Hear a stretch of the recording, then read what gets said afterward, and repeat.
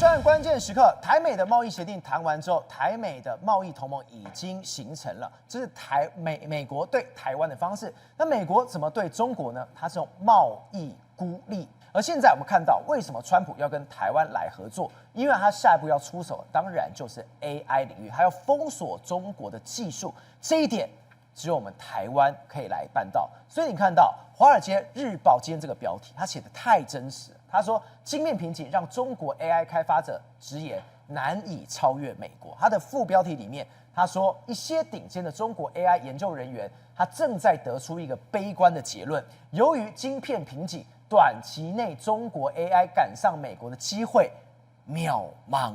渺茫是什么？没希望了。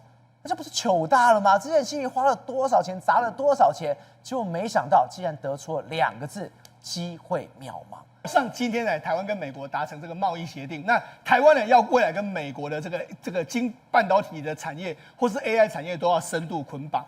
照我知道，在这次的这个谈判里面来说，除了台湾去投资美国之外，美国也会来投资台湾。对，那当然，台湾的这个先进制程去的时候，都 for 什么 ？for 美国 AI 嘛。所以未来的台湾跟美国 AI 就完全结合在一起之后，为什么要这样呢？美国要拉住台湾的半导体供应链来了之后呢，才能够封堵中国嘛。对，因为呢，未来的这个所谓的 AI 的这个战争里面来说哈，3个东西，一个叫做晶片，一个叫做演算法，一个叫应用。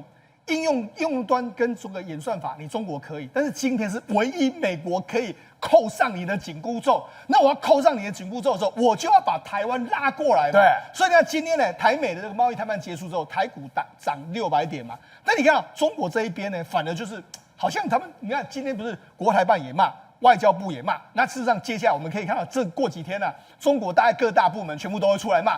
中国网络上一定骂到底，这样骂。为什么？因为他们知道说他们原本说这是我们台湾的这个利益被美国端走了嘛？那被美国端走了的状况下，就是等于是中国的损失。所以你看中国的股市就出现下跌，特别是中国的 AI 股呢，一片绿油油的呢。对，没错。那甚至因为《华尔街日报》还报了一个报道，这《华尔街日报》报道来说，事实上这前几天中国就已经举行过这个会议，只是说这个会议里面来说，它其实是一个在中国的一个所谓 AI 的所谓的这个很多 AI 的重要人物出来讲。那这个是一个论坛，对。那这个论坛来说的话，事实上前几天就得出个结论，叫做晶片瓶颈让中国 AI 开发者认为难以超越美国。对。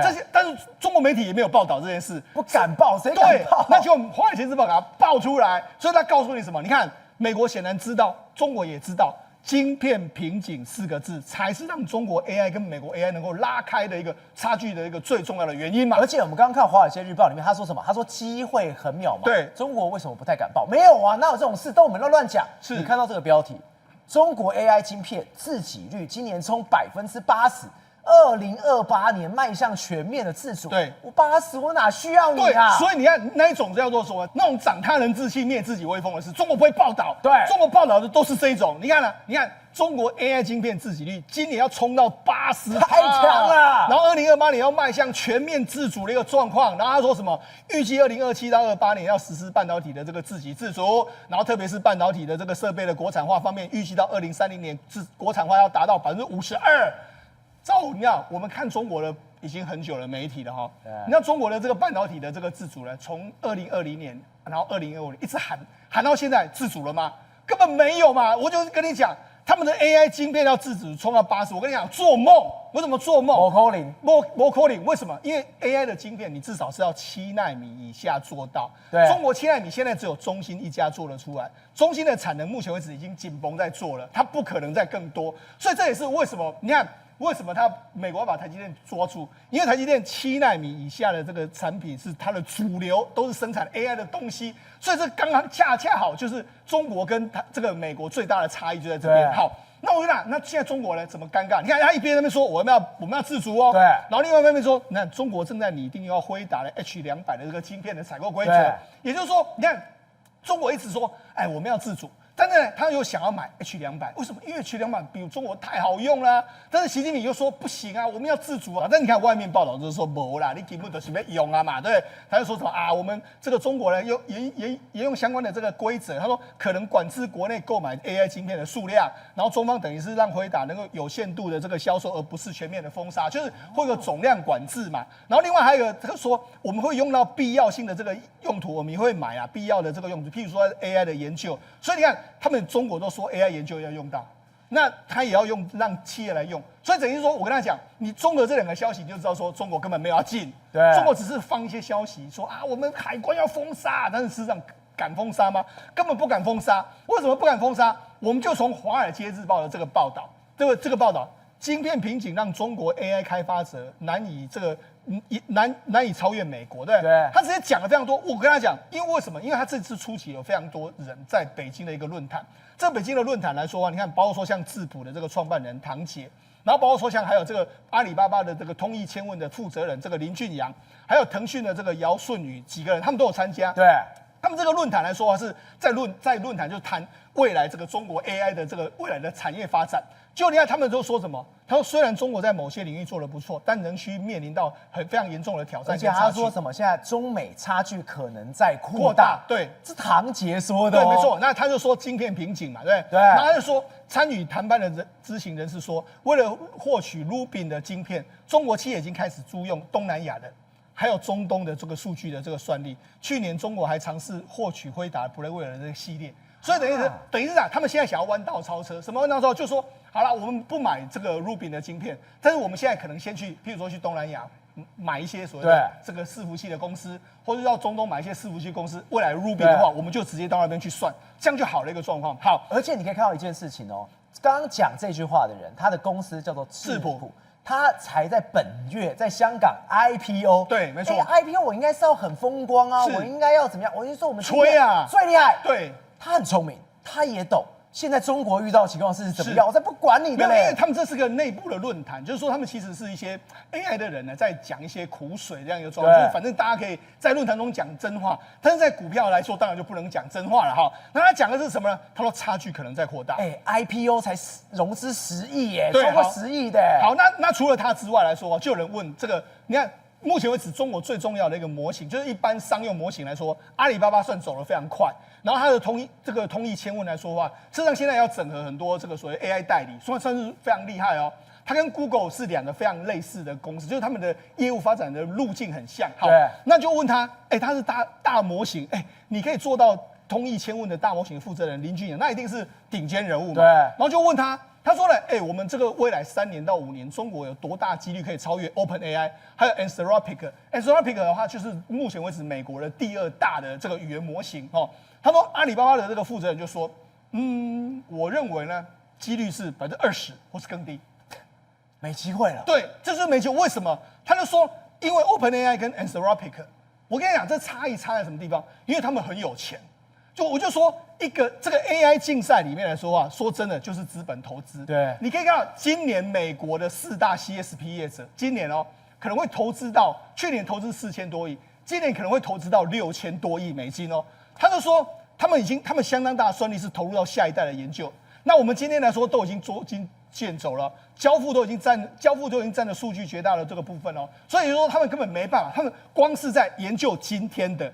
就已经把他们算力都蒸发掉，他们不可能去研究明天。你看人家都已经在研究到下一代，所以他就说这个差异非常大。他说去年中国这个瑞银分析，去年中国网络巨头总资本支出只有570亿，我就说570亿，我刚才不是说吗？美国是6000多亿哦，他就说只有1/10，所以这是真的啊，根本没有办法比。对，人家是打团战，是你是单打独斗，你当然没办法赢啊。而且主要是因为你投的太少。因为你看，你投570，人家美国投6000来说，它可以研发东西比你多太多。你可能是专精在某个部分，譬如说阿里巴巴，我就说，可能跟淘宝购物有相关。可能美国可以研究各种都可以研究的。而且你知道为什么他们这些人会那么的这个有点沮丧吗？好，就算你真的买到 H200晶片好了啦，你要真的买到 H200晶片，他说现在呢？人家呢，现在已经，你看这是什么？这是什么晶片？现在辉达最先进的是 B300，对，那中间还有一个 B200，对，那它下半年会推出一个 Vera Rubin 的平台，对，也就是说它大概约莫到了下半年的时候，它已经落后它3-4个世代了啊。对啊，那 Vera Rubin 的平台，按照黄仁勋的说法，是比这个 Brandware 平台能力多了10几倍，甚至更多。但 Brandware 平台又比 H 平台的又多了10几倍，所以这个差距很大啊。对，你总书记的野望没办法达成啊，这个报总书记我真的没办法。我们为了我们的产业，我们为了我们的产业跟为了我们自己的生存，我们只能这样做嘛。好，那所以呢，这几天的时候，美国在讨论一件事。为什么有一个中国的这个工程师叫李雪成呢？对，这几天被美国的媒体开始讨论他。为什么？你看他说这样，这是司法部还有美国已经在注意这个案子。他说主要起诉他。他说这些档案，因为他涵盖到他偷了很多档案，涵盖到模型架构还有推理的最佳化的细节，被归类为直接影响国家级竞争力的高阶商业机密。因为他偷了商业机密，对，那这个他还是在美国啊，跟中国有什么关系？我跟他讲，这个故事蛮有意思的。为什么这样说？第一个，这个吕写成的时候，他其实是 XAI 的原始的几个工程师哦，对，所以他是跟伊隆马斯克搞不好他们都认识，他是元老级的，然后他就开始偷，他想要我就开始偷东西，他偷了什么？偷取核心的这个代码，好，然后还没有下载的，包括还没有发布的 Grok， 因为 XAI 它就有这 Grok 的，它的训练演算法。然后权重还有涵盖整个 XAI 的代码库，这个等于是超多的，全部东西都被他拿走了。这个可能比这个罗威人拿走台积电还更加严重。好，那他偷了之后呢，还毁灭证据，就没有这回事。然后把他的这个东西呢，都移转到他自己的这个档案里面。好，然后呢，他拿到这些资料之后，你知道他做什么事吗？他马上就把这个 XAI， 因为伊隆马斯克给他股票，他卖掉。赚了700万，对，然后赚了700万的时候，他马上就跟 OpenAI 说，我要年薪300万，还有附带500万的这个签字，就是说要这个签约费这样一个状况，然后这样，所以他就跳到这个所谓 OpenAI， 然后他还携带这个 XAI 的这个变成是一个诱因，就是说我跟你讲，我有 XAI 的这个资料，所以这个当然了。这个所谓的这个 OpenAI 当然就是我的代理聘进来，对，所以聘进来就这样。好，那整个时间表是这样的，他这个去年的5月的时候出售了 XAI 的这个股票，然后7月25号的时候，他就开始把他的资料都把它清除了，就我的浏览过我都把它清除了哈，然后把他的资料都拿走了之后，7月28号向 XAI 提出辞职，然后呢8月11号 XAI。他们在团队里面发现到说，不对，就跟台积电一样，对，发现到说，不对，他在里面来说有一些所谓的删掉的文件啊，还有一些所谓他可能看错什么东西，然后就开始调查。开始调查之后，8月的这个中的时候，他就说没有错，他就说我自己有这个过失的一个状况的情形，然后就这样，然后问他为什么这样说，他说我不记得了，我都已经不记得这些密码这些东西了，这样一个就要逃避责任。所以你看到目前为止，你就觉得他很诡异，对不对？对。那诡异的现象是什么？因为你知道。他原本先去 XAI， 然后后来又要跑到 OpenAI， 然后后来就现在有美国一个说法是什么？因为美国认为说他是要偷 OpenAI 跟 XAI 的所有东西之后，这是跟国安是有关系，这会出大事的。是，对，他准备要回到中国去啊？为什么美国会这样判断呢？我们先来看一下这个李雪成。李雪成他说，你看他的这个，他有他的相关的，因为他曾经在美国研究过哦。他说他初中毕业在北京中关村的中学，对，然后高中就读到北京的四中。好，那北京四中是什么意思呢？我们看北京四中就是这个。好，那北京四中呢，位在北京的这个非常好的这个地段，它被大家认为是什么？对不对？早期的革命干部还有这个军队干部的重要发源地之一，也就是说，它是根正苗红的中国的高干，你才能够读的书嘛。哇塞！好，那这里面他说，这个北京四中有很多著名的校友，有非常多是解放军的将领、军事的科研人员。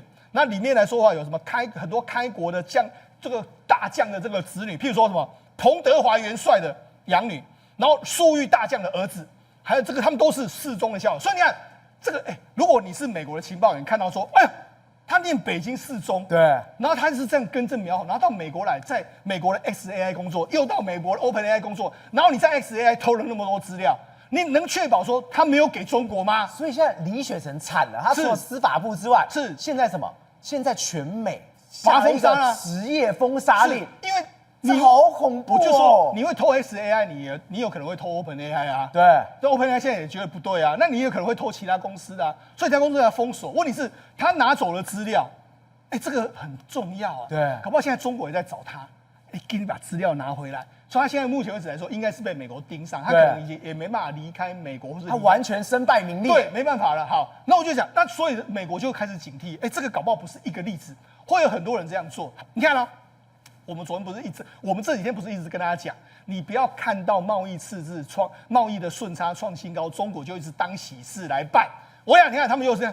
规模再创新高，2025年中国进出口总值超过45万亿，这么好的这个数字。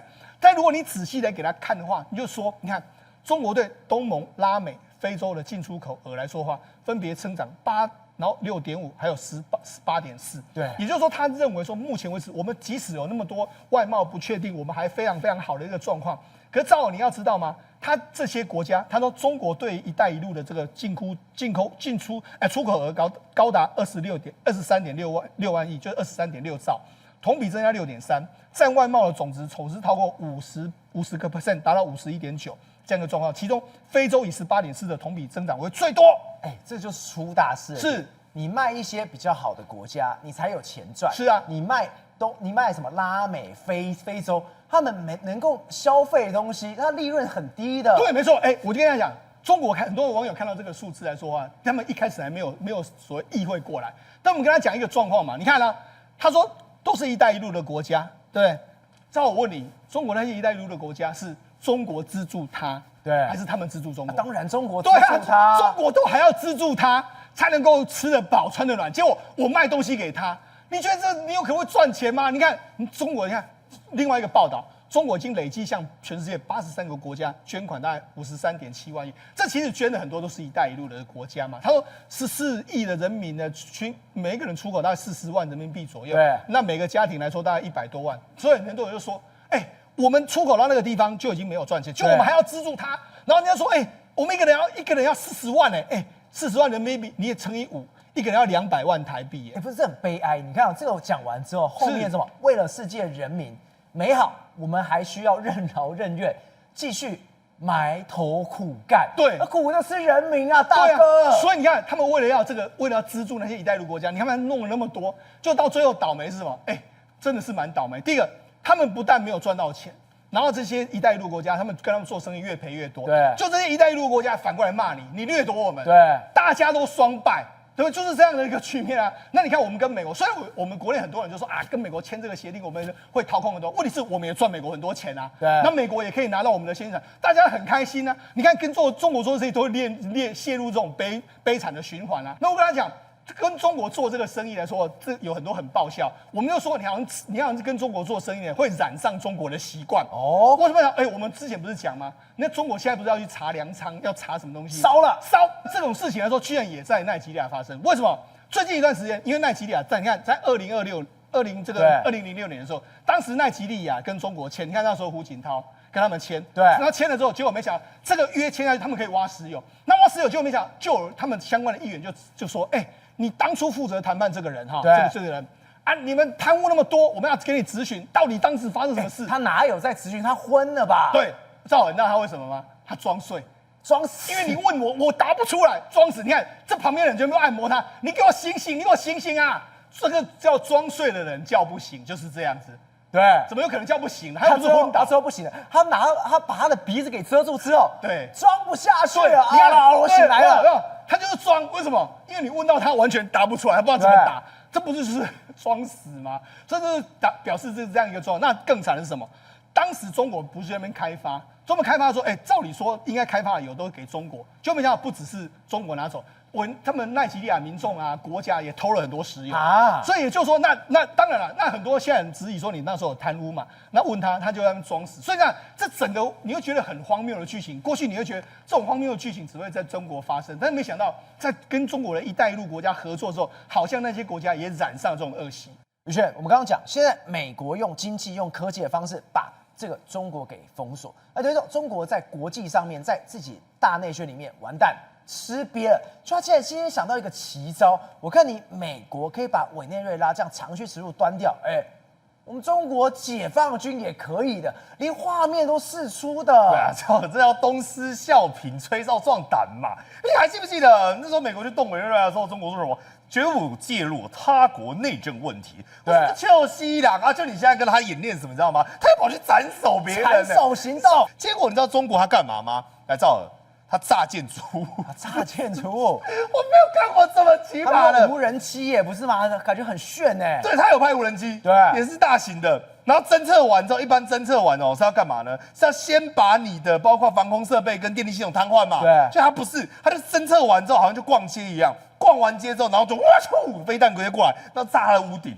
那这对，那就炸屋顶。那我就不就直接炸就好了吗？对，那你炸完屋顶，我想的是哦，所以你哪一个国家没有防空设备，哪一个国家没有雷达？对哦，哪一个国家可以这么容易哦？啊，你要炸就直接炸，你这更可笑的是什么吗？他是要狙杀别人嘛？就炸完之后哦，屋顶是好的啊，就屋顶没有破。真的你自己看嘛。他炸完之后，然后说好，那我们再派人去屠戮。哎，你不是、啊、你这不是脱裤子放屁吧？你既然要炸，那你干脆直接把那建筑物炸掉不就好了？然后人就开始说，哦，现在特战部队来了，四面八方突进到建筑物里面。然后他说设定，你知道他设定时间多久吗？2分钟。2分钟你知道之内，你知道为什么要2分钟吗？因为美国3分钟，中国人输不起啊。哦，原来是这样我子。一定要比你少1分钟，我在干越南。然后进去之后开始不啾不啾不啾不啾，然后击败4名恐怖分子哦，然后其中1名是首领，然后因此就结束了。但是他们还有演练别的东西，你知道演练什么？演练抢救。这是陆军的这种特种部队来，赵，你知道他们在干嘛吗？他们在给他看那个人，说来，这个就是你们等一下要抢救的目标。然后结果他马上在手上写，他说这个家伙啊是一个我们讲的小耳朵，啊脸特别长，嘴唇特别厚，然后呢他就跟傻子一样，然后好像记不得，就是我已经给你看这个人长什么样子了，我已经给你看说黄世聪的尊容了，然后就你还认不得，要说哦特别有钱，哇看起来文质彬彬，那你还在写在手上，然后还只给你看10秒，对，这是玩什么综艺游戏吗？就10秒你要记住这个人的脸，你如果记不住那是你的问题。好，然后他们就开始要攻坚了，然后有一个人哦就拿一个盾牌，对，然后再拿盾牌干嘛吗？他就是要防守嘛。然后他就不小心超出门门边一堆，那你想说盾牌没关系吗？对，就你知道吗？旁边的那个教官过来把他拉走，说你阵亡了。为什么？就是这个人。对啊，然后你知道他也问为什么啊？对，你知道教官跟他讲为什么吗？他说你的盾牌旁边是没有防护能力的，只有中心有。什么意思？所以你就死了。不是，什么叫做你的盾牌旁边没有防御能力，所以敌人子弹打过来打到你的盾牌，然后你会死。那你拿那个盾牌干嘛？他说没有啊，你就是这样子啊，你就不能超过了。他说好吧，那他说你知道盾牌后来放下来之后干嘛？换后面的人拿。我想说你太奇怪了，战术编组哪有人这样子说瞬间换人？然后进去之后很专业哦，真的这个专业的咖来，他说啊，我进去之后有发现一个人质，但是我没有救他。然后那个主持人问他说为什么你不救他呢？他说哦，因为呢标的啊目标人物上嘛有一个痣，但是呢他没有那个痣，所以他是假人。我心想说，你怎么会讲这种，就是硬要套这个梗，你知道吗？因为你看到那个人就长得不一样，你就把你脚踹去旁边嘛，你还在那边弄那个，来，结果他们还要学美国，为什么？赵尔夜视镜来了，对，夜视镜，因为我常不讲，我都怀疑他有偷看我们关键时刻。因为我们那时候是不是一直在讲这个夜视镜？对，就他们要吹说啊，国产国造，这是中国制的夜视镜，角度大概40度左右，就进去里面的，我跟你讲烂货。还记不记得我们那时候讲美军进去室内是带什么细锐把揪120度，还可以转弯，还可以射人？就他不是，他进去之后说啊，你知道开车嘛？因为晚上你不能打灯嘛，对，他光开车的时候出问题了，你知道为什么吗？戴夜视镜看不到路。他说我都看不清楚前面的路，然后他还问他的战友说：“哎，现在是打D档还是R档啊？”然后战友说：“D档、R档、R档、R档、R档。”然后他搞不清楚自己打什么档。然后呢，夜黑风高摸黑，然后说还好有月光，不然我们什么都看不见。我想说你要介绍夜视镜，然后你讲的自己跟夜视镜烂的跟什么一样。结果呢，我都怀疑这个主持人哈，因为这是央视的，各位，我们现在看到的影片是央视哈，低级红高级黑。你知道为什么吗？他就带着这个夜视镜之后一下车，你知道说什么？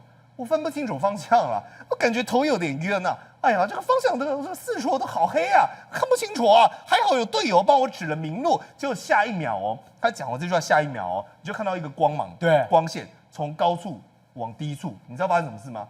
那就主持人跌倒了。等一下，他不是说有队友吗？哎，对，然后就是那个夜视镜烂到，然后队友烂到，他还是跌倒了，就从高处低处，然后那个光芒哦，你有没有看到？扑通有没有地下闪一下，扑通扑通那个在闪，你知道那个主持人摔惨了。那主持人，然后他说，可是我队友没有给我指出一条好走的路啊，就是很默默的讲出这种莫名其妙的话。所以你想想看，中国演练这一套之后，当然啦，最后他们有把人质抢救出来嘛，但我们还是要探究一下他们演练这个目的是什么啊？你总不可能只是为了要模仿美国吧？来，就有人给了答案，这个人叫胡勇哦，是上海经贸大学的副教授，他说。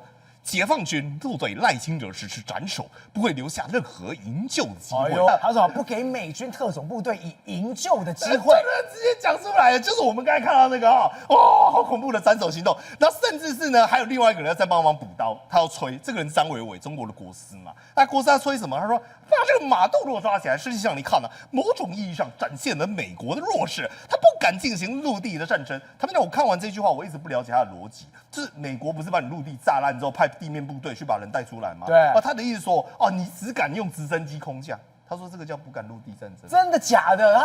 他真的这样讲？对啊，所以你知道他被中国网友亏烂啦。中国网友说：“哎呀，美国亏麻啦，中国赢麻啦，啊，美式都赢麻啦，赢麻教授。”他当下都这样叫他。但是我要跟各位讲真正的目的是什么？为什么？你仔细看，这个是什么？最近百日修泰之前跟大家报告说，北京呢大概西南方30公里，是不是打了一个地下碉堡？对。那这个碉堡里面呢，大家都怀疑说，很多习近平可能怕被炸，或者怕被逮，所以要躲在这里面。所以我们终于搞懂了刚刚整个营救的一个真相。为什么？什么抓赖清德啦？嘿 gay 啦，那我可怜。真正的目的是为了谁？为了要抢救习近平，要救他。对，那我问你，现在哪一个是习近平？10秒钟，跟刚才那个一样。这个，对，你答对了嘛？吓死人了！所以我终于搞懂了，他们为什么要训练要看那个字？对，他们每天一定在家里面也瞻仰那个习近平的容貌吧？对，因为中国太多这种山寨习近平，很容易跟他们撞脸，所以这个情况下一定要认清楚，否则到时候呢救错人恐怕很尴尬。慧珍，我们之前已经介绍过，他们 CIA 非常坏了，刚刚讲说，来，当我们美国的内鬼有很多的方法，你可以来参加我们。结果现在更厉害了，新画面出来了。他连步骤9步骤，通通把你教会的。是，离间计啊！而且现在这一次的离间计呢，也不演了，直接抛在网络上，告诉全中国人14亿人口，我们想要寻找真相，只差没有说我们要拿下习近平，需要您的协助，还怕你不会，怕你不知道怎么样跟我们 CIA 联系，竟然端出9步骤，我看到之后真的头皮发麻哇塞！你到底要策反多少人？你要离间多少人啊？他告诉你第一件事，而且是1月15号完全哦，他讲的超级细。他说第一个，我告诉你，你用现金或者是礼品卡去买一台全新或者是2手的手机，但是绝对不要留下金流，千万不可以被人家发现你是用你自己的信用卡买，会被追溯到。所以用礼品卡或者是现金。对，然后买下来之后呢，如果这个是2手机，你要把它恢复到出厂时的装置，换句话说，要非常的干净 clean， 所有的什么浏览啊、外挂程式啊，还有防毒啊，全部都要删掉，从零开始。干干净净。第二个，你一定要去公共场域去连上他们的一个 WiFi， 而且保证匿名上网。然后我告诉你哦，你那个手机的这个萤幕哦，千万你要注意后面有没有摄影机，不然你也知道中国有天眼系统，它就录音，马上发现原来你在联系 CIA， 所以他告诉你，你那个手机要藏在衣服里面，不可以对着萤幕，有没有？他说。再来，你要下载西方的一个浏览器，也就是你千万不要用百度，千万不要用什么 QQ， 然后呢，你一定要有一个 VPN 的一个软体，后面每个步骤都要用到它。再来啊，他说你后面就可以用暗网来跟我们联络，然后最后还提醒你。千万不要用翻译系统啊！我要跟 CIA 啊，但我英文又不好，所以我直接打简体字。你就写简体字，我们他说什么 ？CIA 会把这些留言好好的阅读完，没问题的。没有，他最重要，他说你留下任何东西，我们会跟你联系。他就说不要反复联络，设备也要藏在安全地方。哇塞，讲得这么细，你知道吗？然后呢，他还说，如果你的经济允许的话，你可以先出国，再来做第一个动作，也就是你哪是看喝呀，你就机票先买到日本去。哎呀，难怪前一阵子那么多人去日本，会不会大家他去日本，都是为了去跟 CIA 联系。CIA 赶快联系。对，因为他这样教啊，他跟你说啊，如果你经济可以的话，你赶快先飞到日本，飞到其他国家去。然后呢，他说哦 ，CIA 这个是真的是冲着中国来，你知道，他们在去年有8个月前，去年5月的时候，你看一下中间那一个，他们已经有网路，他们已经有跟你讲。他说什么？他说选择合作的原因啊，创造美好的愿景啊。你看一下有多少观看人次，1475万，破1000万的。换句话说，我问你，我今天才知道，我有可能去看吗？不可能嘛。那美国人有可能没事去看吗？不可能嘛。所以这些1475万，对，兆和都是哪来的？中国。而且旁边这1475万，对不对？旁边这个来，我们看到2036万次。对，更多了。而且因为它的标题直接告诉你，成为命运的主宰者，他锁定的对象是谁？你知道吗？一个中高阶层的，他在一个晚宴上非常焦虑，就这个他在看什么？旁边的这么多的人围绕在我旁边的人，他想，我现在不断的升迁，我踩着多少人的前途往上爬，爬到这个位置，那又怎么样？还有职位更高的人站在我旁边，可怕的是。职位更高的那些人不见了，像是谁？像是何卫东，第三把椅子的人不见了，像谁？曾经的国防部长李尚福，马摩克呀，还有谁？苗华都不知道居到哪里去了，所以他就开始告诉你说，你如果现在不做这个举动，你的未来的下场跟他们一样，就像他一样，就算你是军方的第3把椅子的何卫东。现在一样下落不明，所以他告诉你，如果你继续在这个系统里面，你其实到最后就死路一条。慧珍，所以我们刚刚提到，CIA 是完全要去渗透中国，去颠覆它之外，现在在美国的中国势力 ICE， 除了我们看到很多的这所谓的非法移民之外，现在也针对了中国籍。你看到今天是什么？吴佩慈的婆婆。今天也被 ICE 逮捕，被处理掉了。拜托，你要知道她婆婆的分量，她婆婆可是当时在塞班岛说什么花了多少几十亿美金弄了一个赌场啊！人家这个在巅峰时期可是跟美国总统奥巴马合照过的。他这么厉害，那现在怎么会一夕之间成为阶下囚？最主要原因就是发现那个纪晓波的妈妈这一个，她曾经是中介赌客团里面的一个最大咖啊，然后呢，他帮怎么样？他借由所谓的赌场经营的方式，让中国这些富二代、红二代可以把钱躲避北京的一个追查，把它用到海外去。那这几年你也知道中国，那你为什么现在抓他？为什么？就是要告诉我跟你讲，我们现在抓到他了，那代表什么意思？他知道你们所有红二代的秘密，他知道你们中国这些资本家见不得光的钱是怎么洗的。他现在人在我手上，有把柄了，而且最厉害一件事情，我跟你讲，我现在把这个人的照片都弄出来，而且我告诉他说，崔丽杰已经变成我们的阶下囚。那崔丽杰他还有退路吗？崔丽杰他还可以回到中国去吗？崔丽杰还有办法有中国人来庇护应他吗？当然不可能。所以这一招是断崔丽杰的后路，要干嘛？你就跟我说清楚、讲明白。我现在逮捕你，你还是可以活着。我如果把你丢到中国去，我跟你讲，你怎么死的都不知道，因为我只要对外面说，崔丽杰已经把所有的秘密都告诉我们了。夏宏哥，我们刚刚讲到，川普今天有几件很开心的事情。第一个，跟我们台湾把台美的贸易协定谈完了。第二件事情，你看到这张，哇，好开心呐！他终于领到他梦寐以求的诺贝尔和平奖。马查多去找他，就说：“哎呀，原来这个奖项是最适合你的，我就送给你了。”川普超级开心。好，马查多也非常厉害哦。他说什么？感谢总统川普，您通过力量促进和平的卓越领导。而且他还说什么？作为委内瑞拉人民的个人感激象征，以表彰川普总统为确保委内瑞拉自由所采取的原则跟果断的行动。美国的勇气及其总统川普，委内瑞拉人民永远不会忘记。马查多现在也出招了，知道川普喜欢什么，完全都给他了。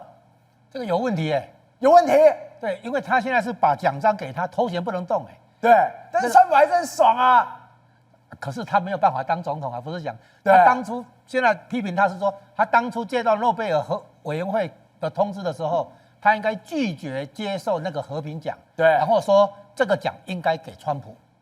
他如果当时这样做的话，他们说现在是总统就是他了。对，所以他支持的那个人在选举中被马杜罗作弊掉，所以真正的当选的人应该是那个马杜罗的对手。对，然后呢，那个对手就是这个马查多支持的人。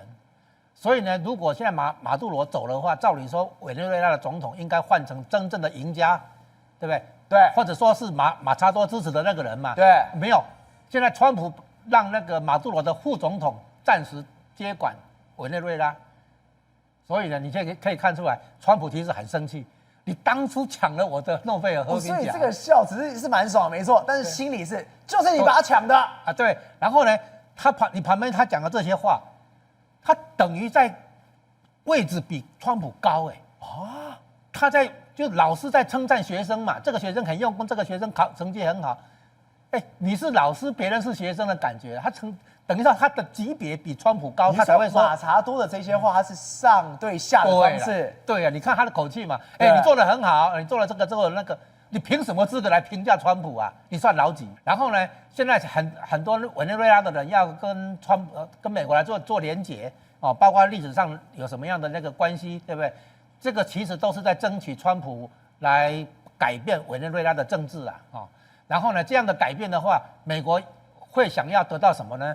当然是得到对委内瑞拉的这个第一个重油，那个是种植原油的那个取得。对，种植原油有什么重要性？你知道吗？种植原油是所有军用柴油的提炼的那个来源，就是你现在的那个坦克啦、军舰啦、卡车啦，还有潜水艇啦，用的那个军用柴油是重油提的。对，那美国生产很多轻油，出口的是轻油，美国进口的是重油。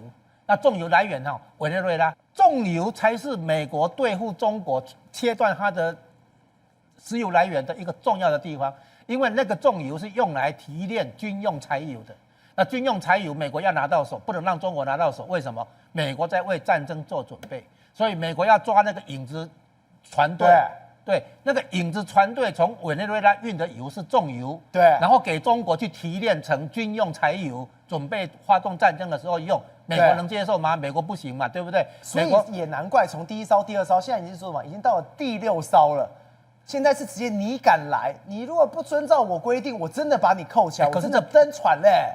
所以美国现在把委内瑞拉那个挡住，让他不能这个走私原油出去，对不对？那打的是中国。中国拿不到委内瑞拉的这个重油，然后呢，它的军用柴油的那个来源就受限。对，然后他怎么去打台湾？所以美国在处理委内瑞拉，其实间接帮到台湾。宏观取材，厘清真相，犀利精准，深入剖析，时刻掌握关键，新闻时事不漏接。老时段，新气象，我是钟耀和，关键时刻2.0，全新出击。